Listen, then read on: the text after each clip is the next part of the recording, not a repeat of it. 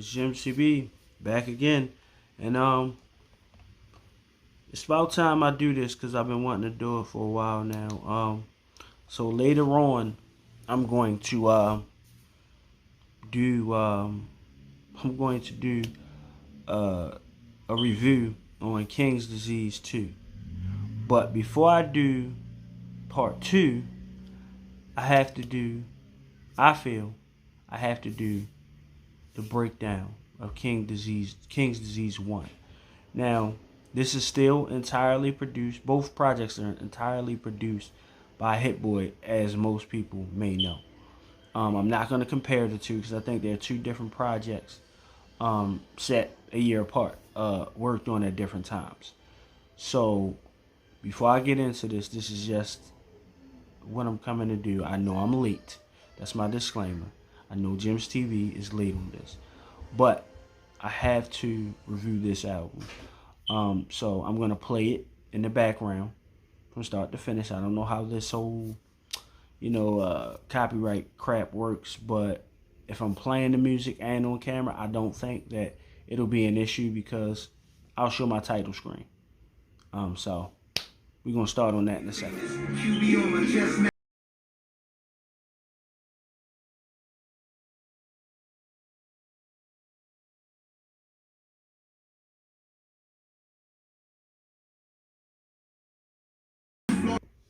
So as King's Disease 1 opens, it opens up with the title track, King's Disease, and it's like a sample heavy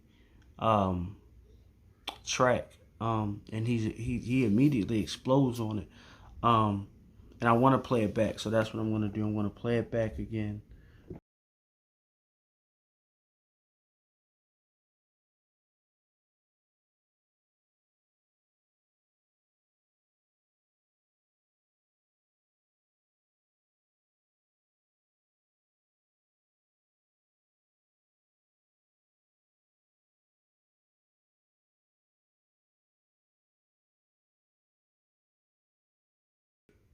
No rap on my playlist. I sold dimes on my day shift.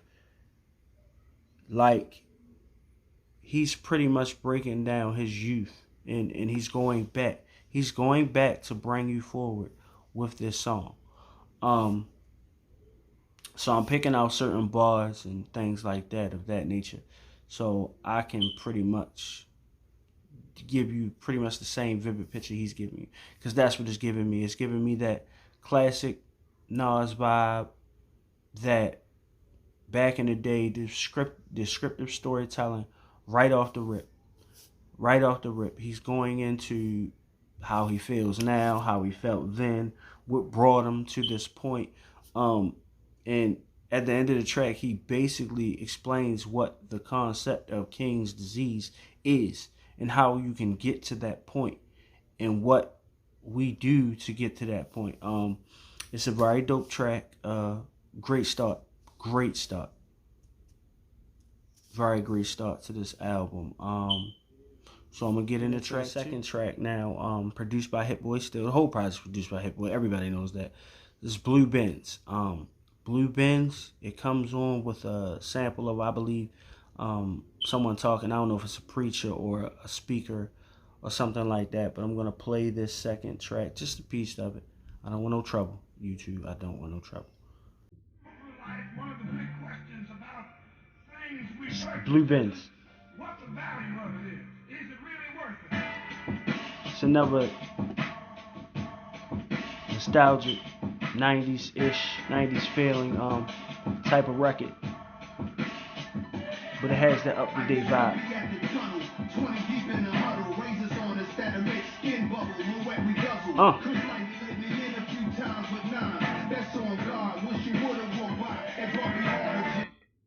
So again, I'm pausing it. I don't want no trouble. But right off the bat, he gets back into it. He gets into his element, his bag. He's tearing it down. He's coming. This album was the approval point.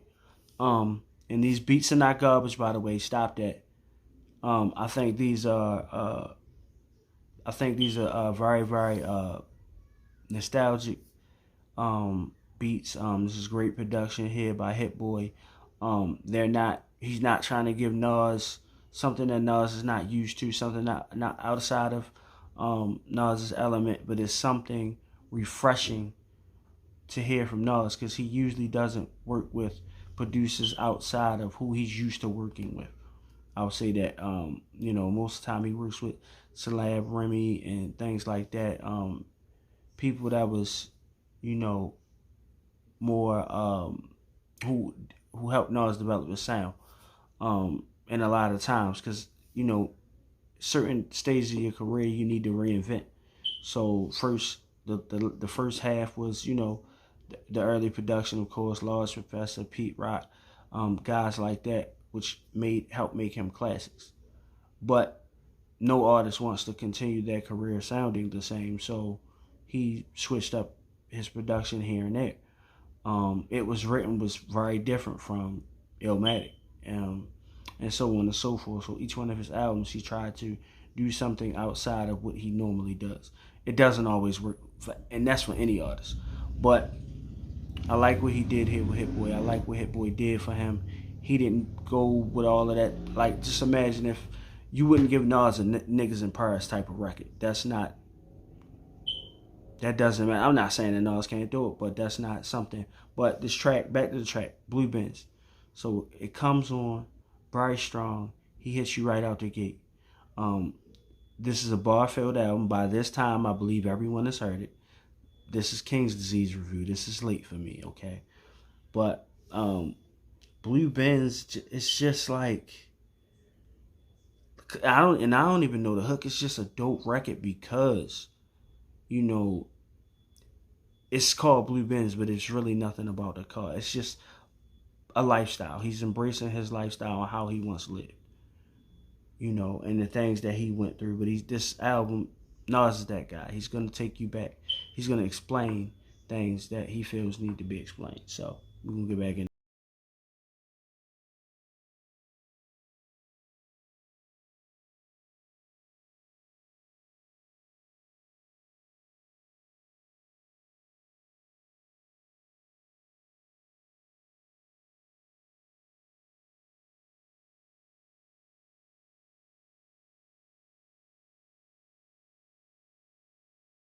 Again, nostalgic vibes. He's taking you back. He's explaining who he is and what he's done. Dope track. Let's continue to the next one, man. Dope track, dope production by Hit Boy once again. Let's go. Gotta keep it going. Now, Car 85. One of my favorite records because he has Charlie Wilson on it, another legend. But again, the production.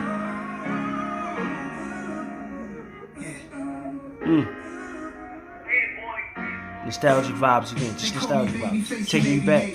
I'm 40th and Broadway, they made me stay and wait. Cab service, car 85. 10 minutes, they back in the car. Not safe to drive, narcos are looking, no secret. So, for track 3, car 85. I don't know much about, their transport system in New York and what car 85 is. But since I don't know, Nas does a great job of explaining and describing what car 85 was. So the elements of this track is still nostalgic, but the harmonies, the vocals, and the runs of Charlie Wilson, it gives us just this soulful feeling. Like, and then when Nas is describing like the where and how and why he's in car, he's in this car, and it has this booming system. Like, for me right now, listen to this album, if I was sitting in, an Uber, a Lyft, a cab, and this song was on, and my driver has like this crazy system, and it's on, and I'm going on a long trip. Let's say I'm going from my house to the airport, which is about 25 minutes. I would at least get through maybe 6 or 7 of these songs in that car, and the feeling that it would give me driving, I wouldn't forget that driver. I wouldn't forget that car, the way that I felt listening to the music that I love to listen to in this ride. That is the feeling I get from Car 85. The whole song, the whole track, the vibe.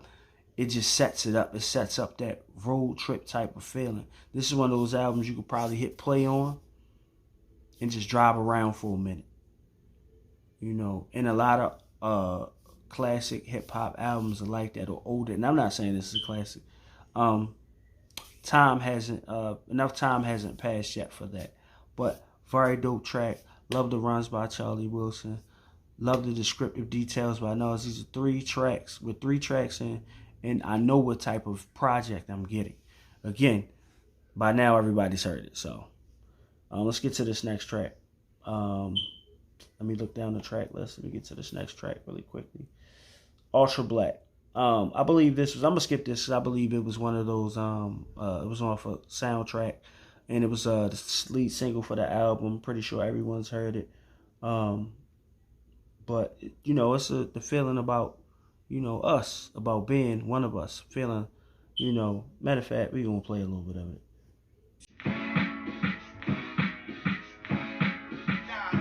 Very drum heavy track.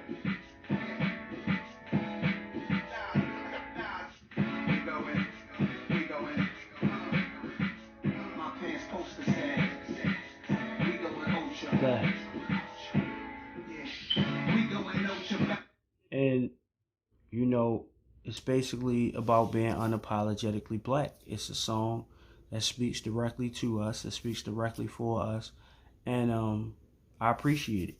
I appreciate it. I do think it sounds way better in the scope of the album and the lineup when you play everything back and forth. But it's just okay record.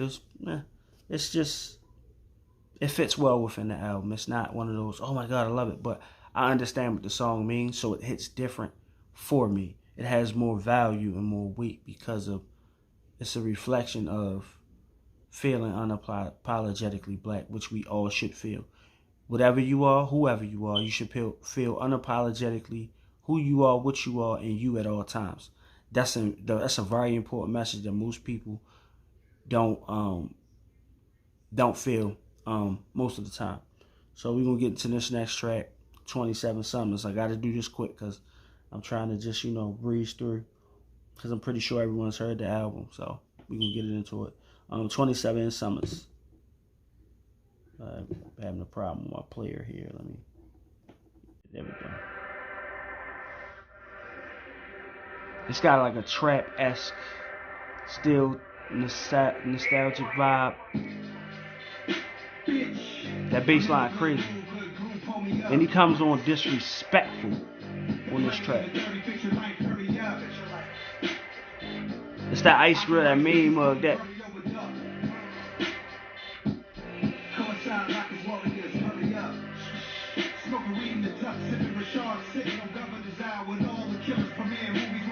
Again, killer track.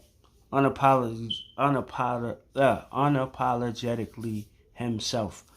27 Summers. It's explaining his career, explaining his run, explaining his longevity. He's going through, you know what I mean? And he just hitting you at every level.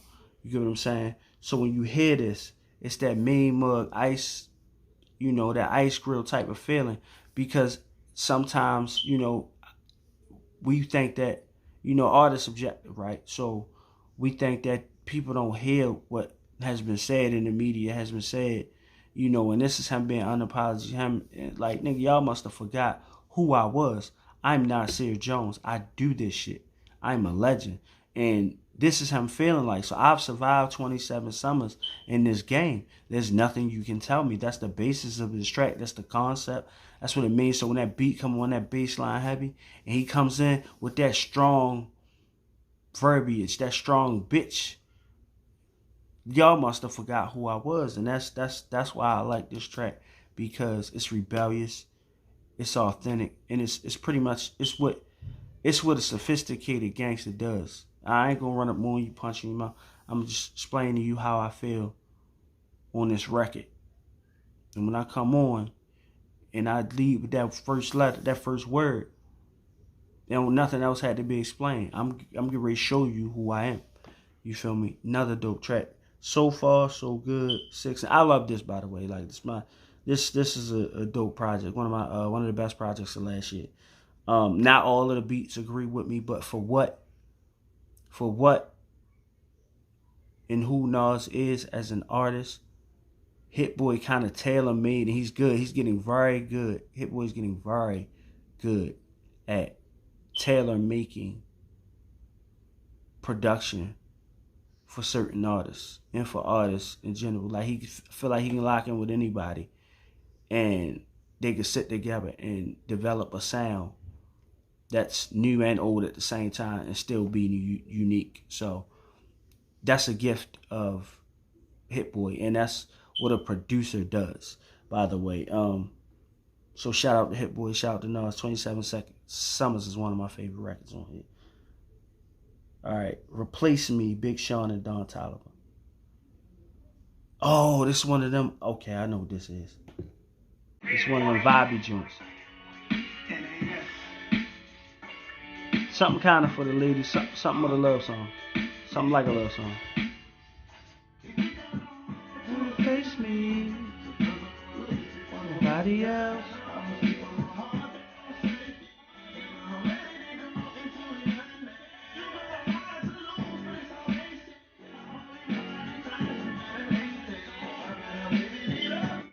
So I'm gonna stop it there. Like I said, I don't want to get in trouble, but I don't think I can get in trouble with copyright or nothing like that for playing music in the background. But again, Replace Me is one of those records, like it's explaining the situation in detail with a woman. It might be a loosely based concept, like the woman may stand for hip hop, like because music is deep, and oftentimes, especially with hip hop, it's poetic. We're talking about a man who made the song "I Gave You Power," which described the life span and the life struggles of a gun, of a weapon that's been passed, around. And so when you have an artist that can do records like that, that can give a perspective of a weapon, an inanimate object, and give it a soul, that's powerful.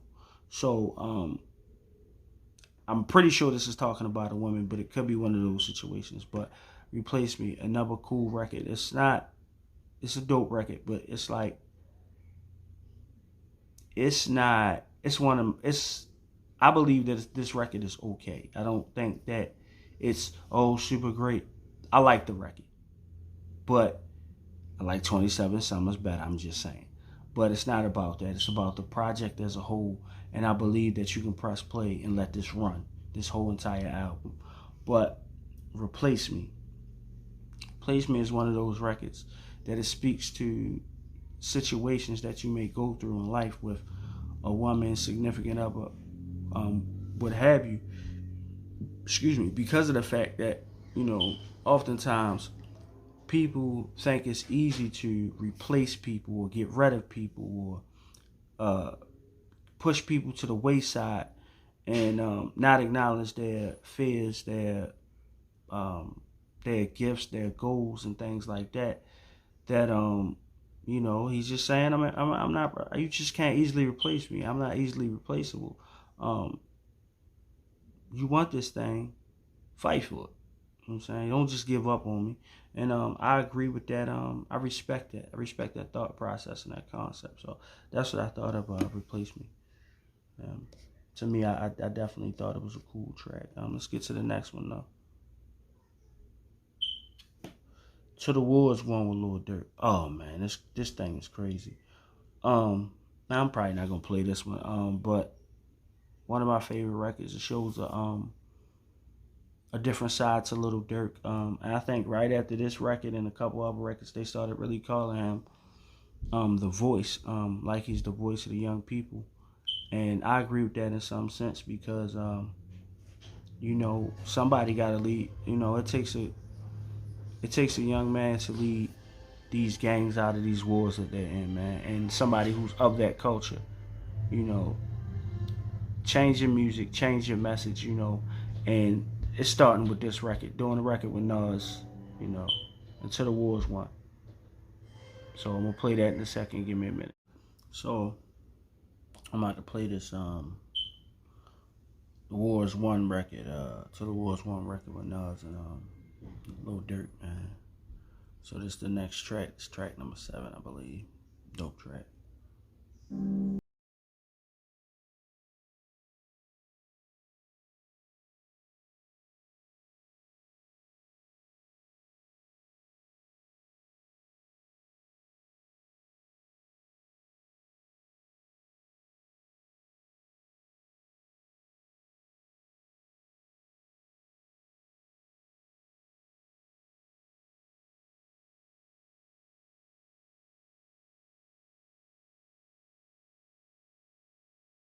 So with this track, he basically breaks down, um, you know, the love of a woman. You know, the love that he would have for his mom, that he had for his mom. I'm sorry.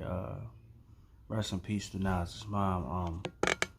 The relationship he had with his mom. He breaks down the relationship between man and woman, and the dichotomy, and how things really go when dealing with women in the household, and why they're important. And then he goes on and talk about how important that the mother's love, and most necessary the parents' love in general, pray from both parties, and how we fighting the war every day when we wake up in our mindset, man. Beautiful song. And Lil Durk shows growth in this track, and what better. And this is also a message to guys in the streets, guys living on the other side of the law, um that people are praying and protecting and pulling for you. Great track. One of my favorites because, like I said, it just shows the growth of both parties. The younger guy who's starting to learn from some of his mistakes in his lesson, and the older guy who's already learned from certain things, and just watching people crash. Great track, man. So let's continue with All Bad. Um, and this is to the part of the album where it gets kind of, sentimental. To all the ones I love track across the world. All Bad with Anderson .Paak. It was all good till I went bad. It was all good till she went bad. Dope track again. She went bad on me, y'all. So with this track, it's more so it's a different vibe. It's still speaking to relationships. It's actually speaking about a bad one, how a relationship went all bad, and how women, sometimes they could trick you out your position. They could do things to take your love, to make you want to take your love away. And it's a situation. Anderson .Paak kills it. The vocals are crazy. He does what he does, but again, this is Nas reflecting, classic Nas reflecting. Nostalgic vibes, really speaking to his situation and his lifestyle and things that go on, man, and what happens in a bad relationship, man. And this is crazy. So we're gonna go to the next track again. I'm keeping it short, Definition. Track 9, The Definition with Brucey B, man. Classic vibes. It's a classic individual, man. Brucey B is a name that a lot of people act like they forgot in hip hop sometimes, man. Now, the song is called The Definition, and it's like he's kind of speaking on the evils of the game as far as how it goes, how they treat black people in America. The government, how they're being watched constantly, and how, you always need your freedom, whether that be mental or physical freedom. You need your freedom. You need to be able to roam. You need to be able to think free, be free, and clear free. I'm gonna play some more of it because I gotta really catch it, because it's a lot of message in here in this track, The Definition. Talking in law for me, freedom is illegal. That's a crazy ass line.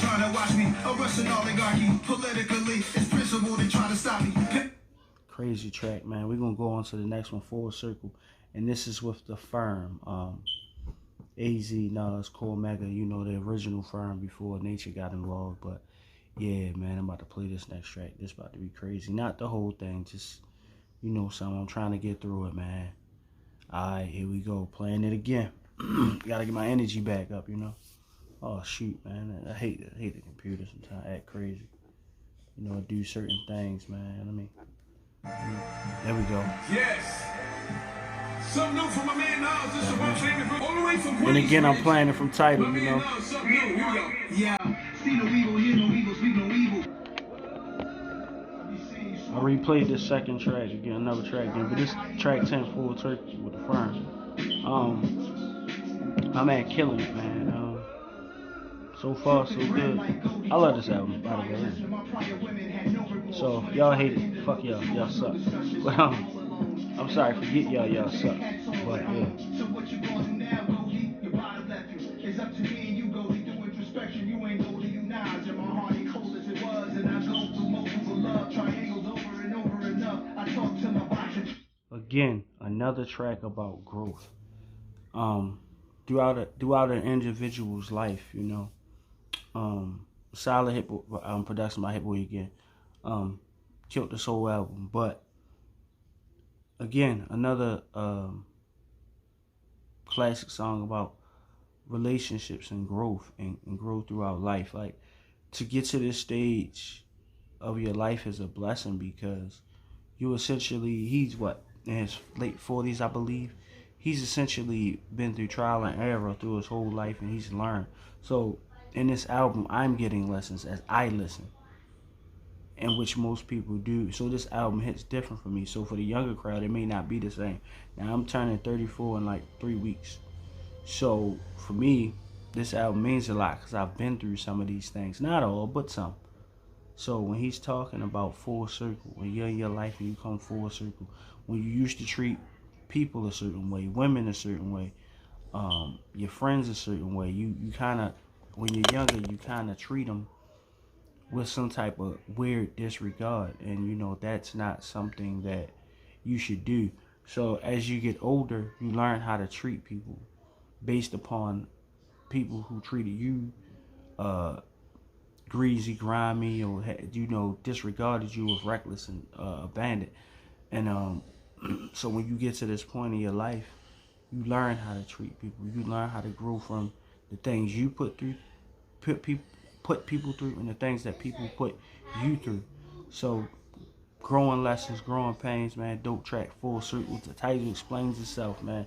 Let's keep it going, man. 10 points, man. 10 points. 10 points on the brick. Who knows? You know. But let's play this 10 points, man.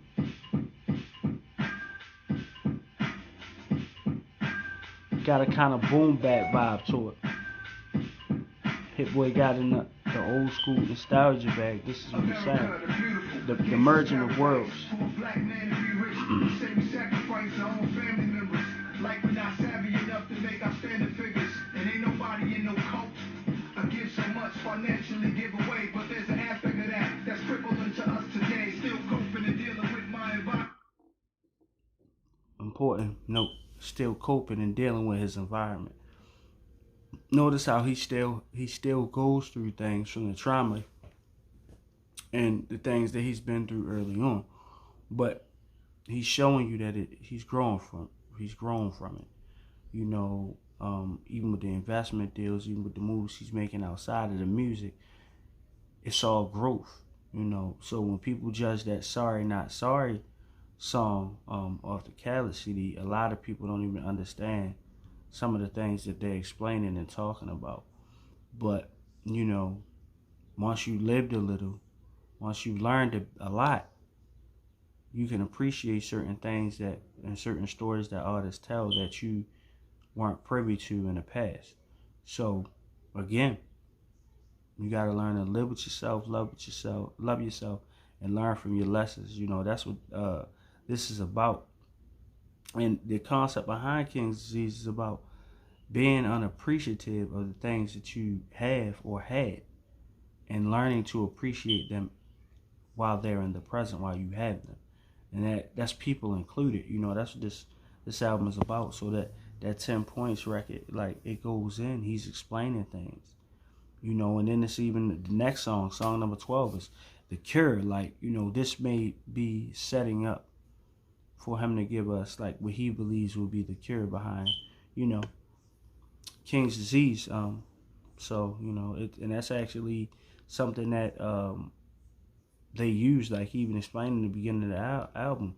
Like when you look up the definition, it's about a person who has too much. It's about basically being complacent, with the things that you have and the things you acquired. Like even if you work hard for them, sometimes you've won so much in your later life, and you win so much once you finished all that losing, that you forget how it feels to lose, or what it's like not to have because you have so much. So, I'm gonna get into The Cure real quick. I got just 2 more songs, so I'm gonna go ahead and play them out right quick. It's gonna be quick.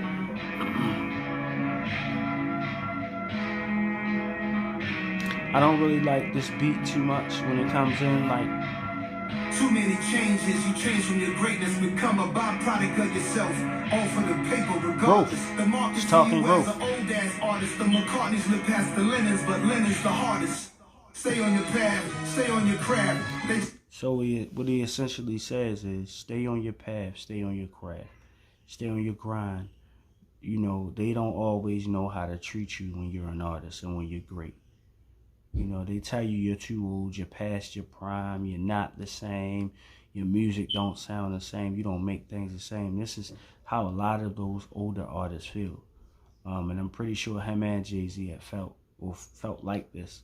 Because, when Kingdom Come dropped and people had so many negative things to say about it. Oh, this is not the Jay we love and used to. And, this is not, and I think Street's Disciple, people kind of back. Like, I love that album, but, I'm a Nas and Hov fan. I'm a fan of classic hip-hop, 80s and 90s. From the Canes on up. Even some of the early 2000s. I'm still a big fan of T.I. A lot of T.I. projects, and even the first couple Luders. Like, I'm just a fan of rapping. Like, I love the Travis Scott Astro World. There are things in this generation that I love as well, but that is the stuff that I grew up on, the older generations of hip hop, and that's what kind of made me into the artist that I am personally. But y'all hear more about that later. This is about the review. So in The Cure, he sums it up. That track it sums up the rest of the album, because what it does is it allows you to see why he made it, how he felt the way that he felt when he started this album. So The Cure is like, man, the cure to these things, man, don't pay attention to the outsiders.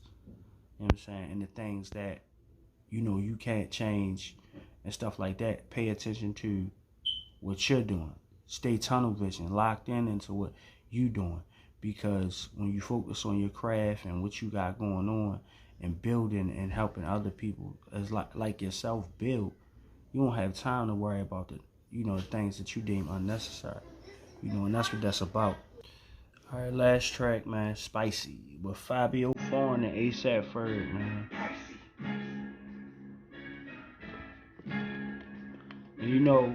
And when you're doing songs like this, you gotta talk spicy.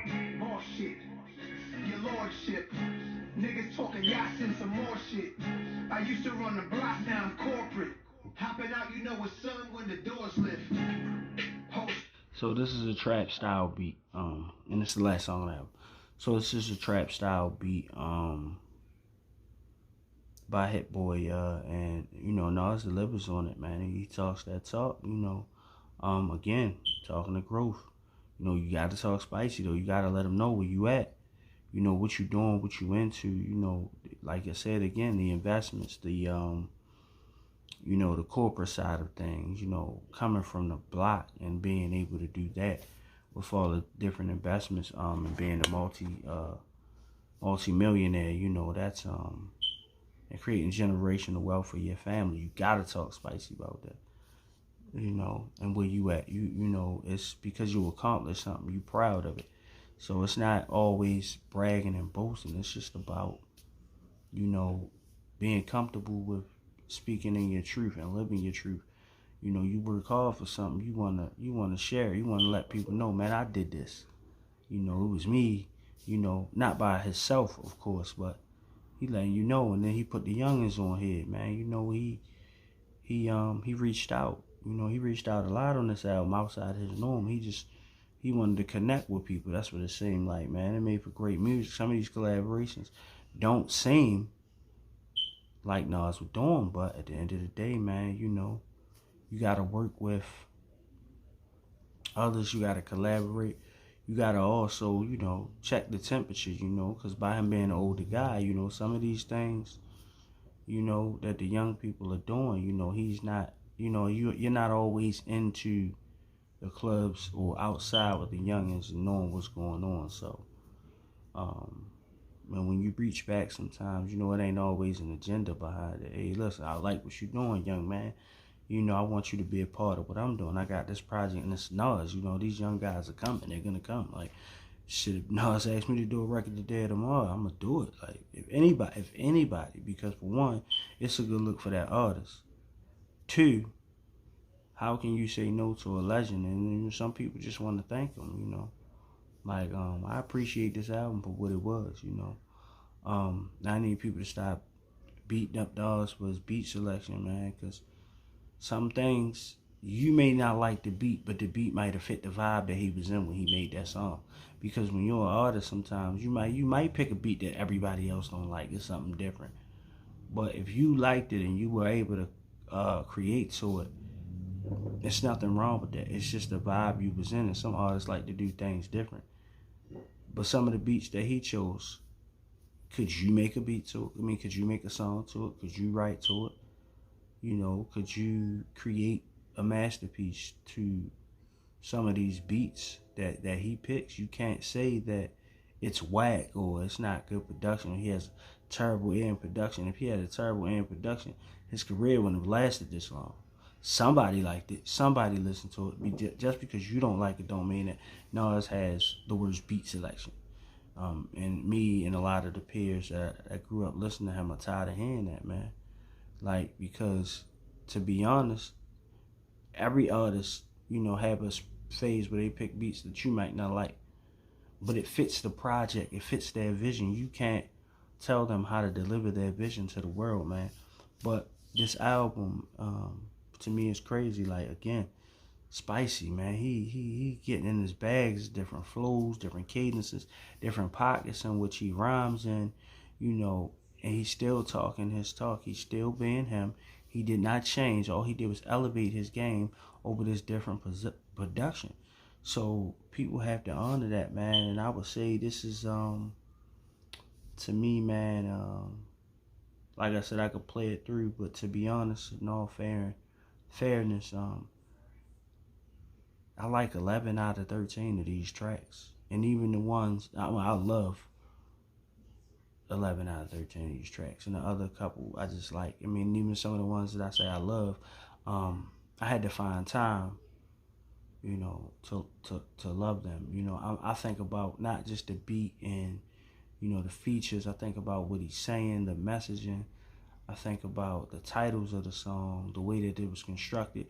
Does this album fit the concept that it was made in? And I would say yes.